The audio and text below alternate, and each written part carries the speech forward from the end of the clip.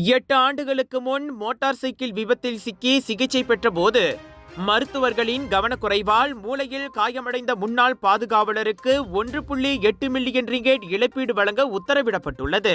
28 வயது பி தினகரன் மலேசிய அரசாங்கம் தைப்பிங் மருத்துவமனையின் இயக்குனர் மற்றும் 3 மருத்துவர்களை பிரதிவாதிகளாக குறிப்பிட்டு தைப்பிங் உயர்நீதிமன்றத்தில் வழக்கு தொடுத்திருந்தார்.